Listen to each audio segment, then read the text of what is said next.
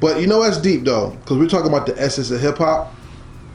You are the offshoot of the change in hip hop that people hated when it first came out. Mm-hmm. Let's talk about the design of the album. After I talk about this part, I first saw you perform at Rap Villains Showcase. Oh, shout out to the Rap Villain family. That's family to Heritage Hip Hop.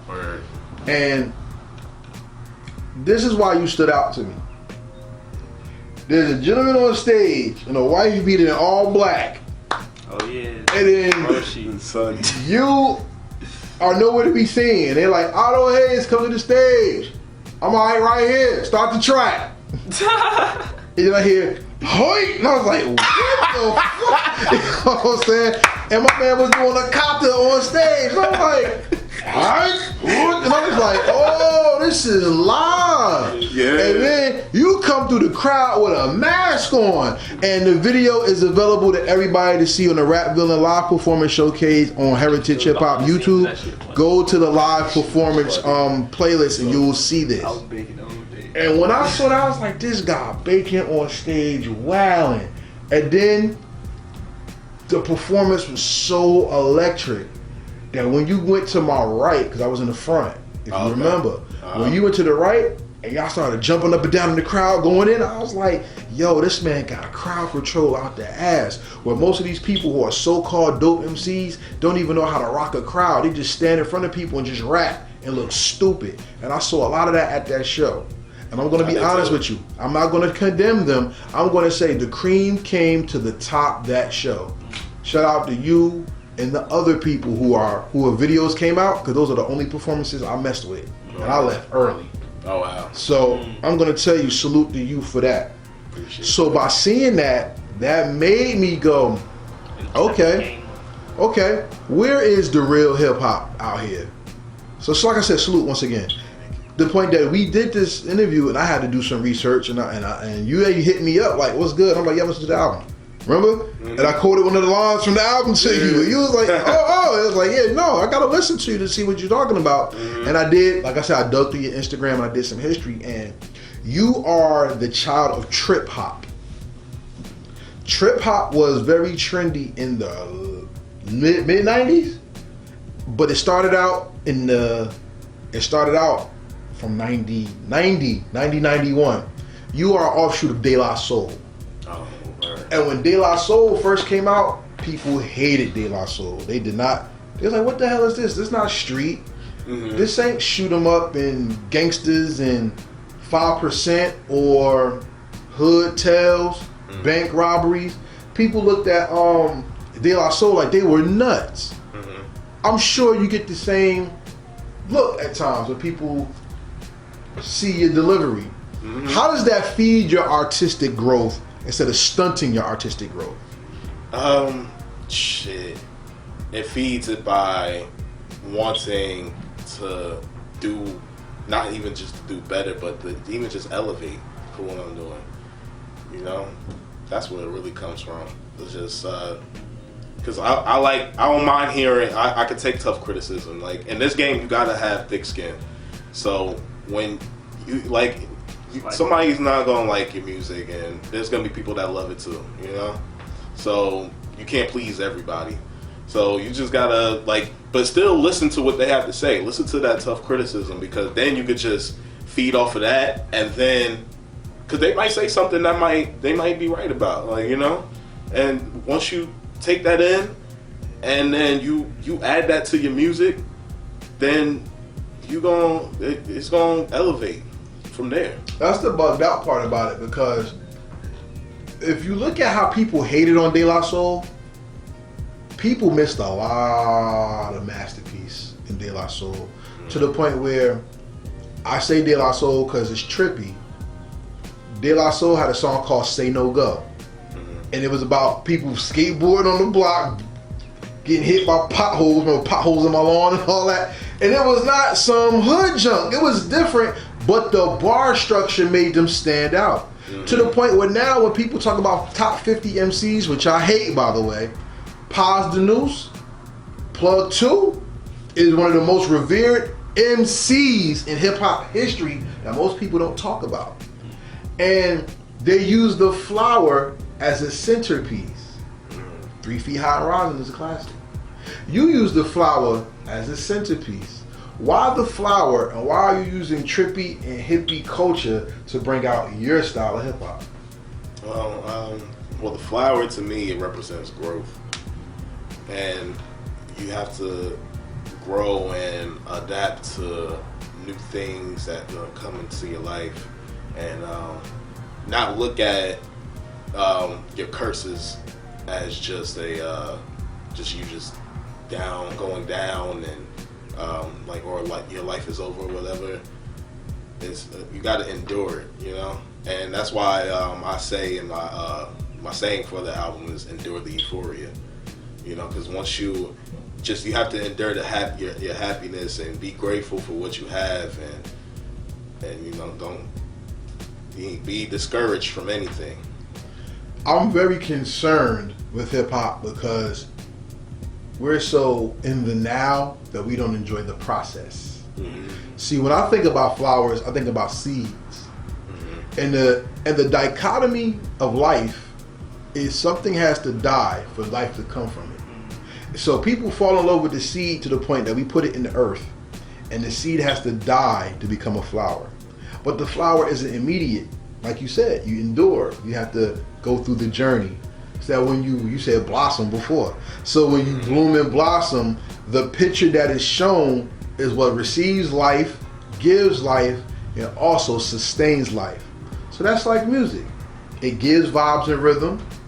It receives criticism or receives blessing, but then it sustains life because music is the art form in which God created people. Heartbeats, walk in step, do things in rhythm and harmony. That's called a system. And that's everything our body is composed of. De La Soul even saw that and killed their own flower trend with De La Soul is Dead. So the flower that they had on the cover of the first album was a dead plant on De La Soul is Dead. And they're showing you the change in structure, the change in bars. They even showed you the change from everybody likes this type of music. Well, guess what? We're going to kill that and do something new. What does that mean to you? And being yourself rather than following the trend. Or the fad as well. It just means by breaking barriers to me. What's the barrier? The barrier is basically just, it's like everybody is just on that one barrier, and just and then you just separating yourself from others. Because one thing about this game is what makes you stand out from the others. Facts. And everybody on the same boat. Yep, and it's diversity. Everybody on the same way. It's diversity, and like before, like it said, like you said before, it's about like how everybody be rapping about the shoot 'em up, bang bang or whatever. That's a wave that everybody is so used to hearing that they expect that from the next new artist or whatever. But then once they hear them talking about another person talking about flowers and spaceships and they hate it, alien bitches and all that, it would be like, what? But people hate it. But they ignore the fact that the person is telling you to kill your neighbor. It's the nigga that's living in Beverly Hills. It's bugged out, isn't it? I mean, let's look at life logically. Yeah. When one of the most famous stories, rest in peace, Prodigy, was Mobb Deep. And niggas talking about that space shit, I'll punch you in the face for living. That was about Keith Murray. Mm-hmm. And people looked at Keith Murray like he was like crazy with the smoking weed with a Martian. You know what I mean? Redman came out with There's a Dark Side. Biggie was like, yo, I don't know what the fuck happened to him.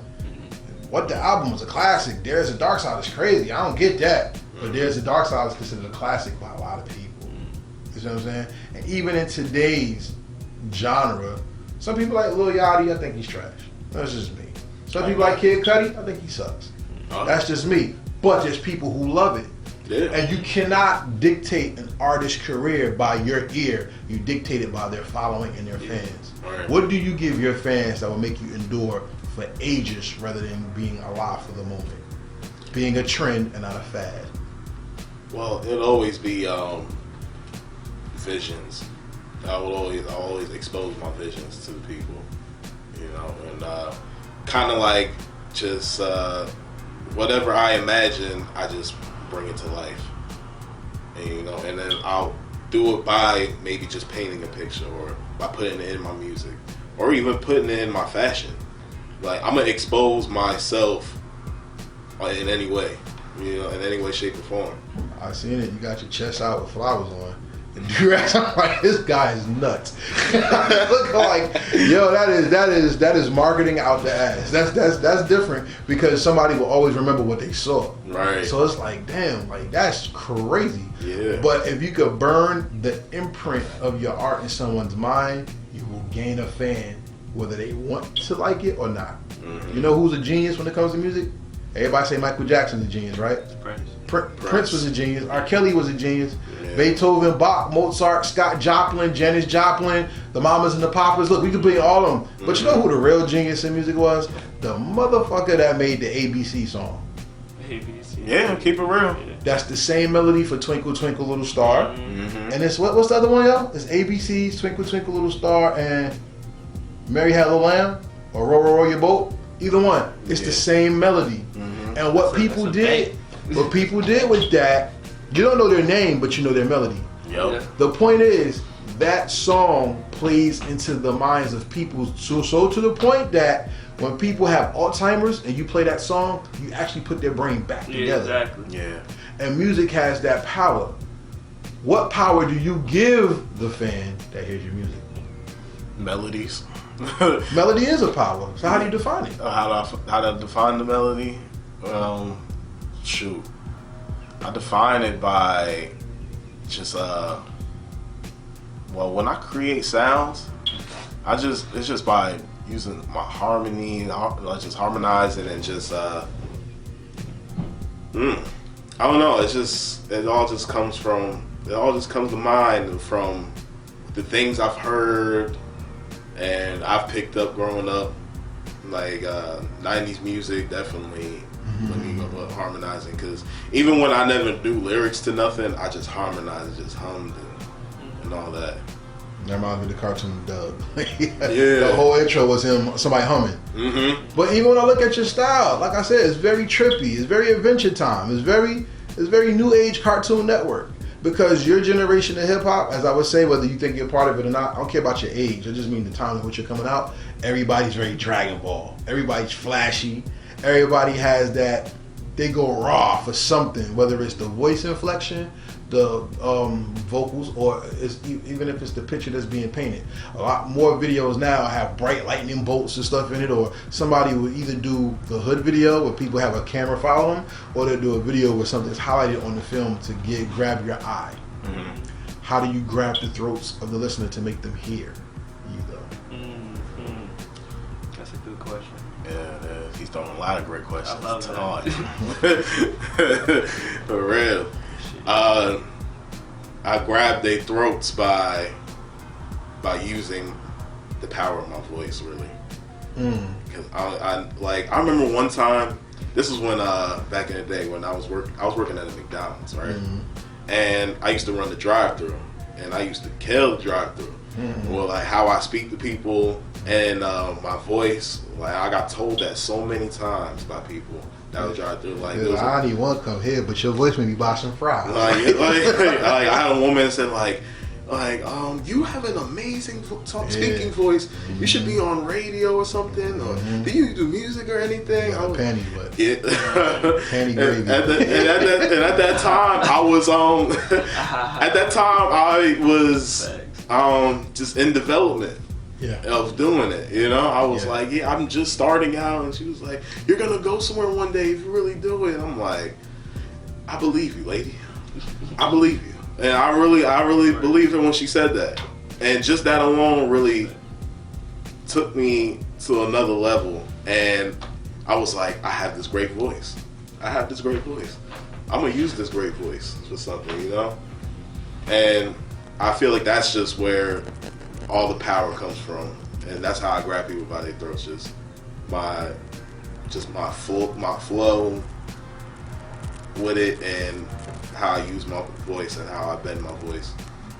At times I take that complete advantage of my voice. Freeze.